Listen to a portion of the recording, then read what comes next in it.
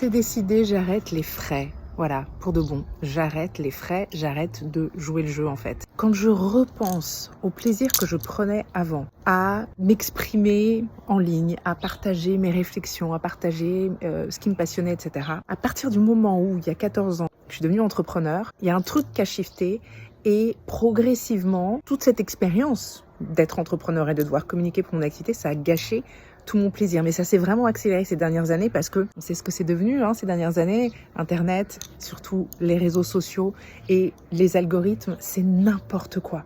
Il faut se plier en quatre pour rentrer dans des cases qui ne correspondent pas, pour espérer avoir des vues, espérer avoir des likes, pour espérer.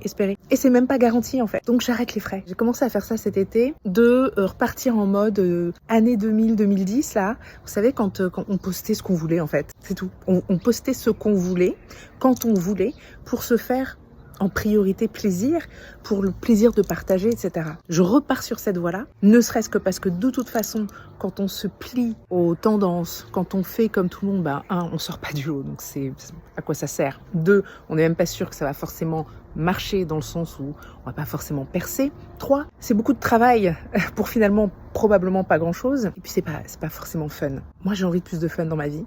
Donc, je vais faire ce que je veux quand je veux. Je dis pas que c'est pas challengeant parce que je vous cache pas que la validation extérieure à laquelle on s'habitue forcément au bout d'un moment, elle est quand même importante. Donc ouais, quand je vois la portée de mes publications qui diminue comme ça, quand je vois le nombre de likes qui fait pareil, ça me plaît pas des masses. Mais justement, je sais aussi que plus je fais ce que je veux comme je veux et plus je poste, peu importe les résultats, plus je vais être immunisée contre ça. J'ai passé ces 14 dernières années à transmettre aux femmes que j'ai accompagnées l'importance d'être alignée, d'être authentique, d'être pleinement soi-même et de ne pas chercher à rentrer dans les cases.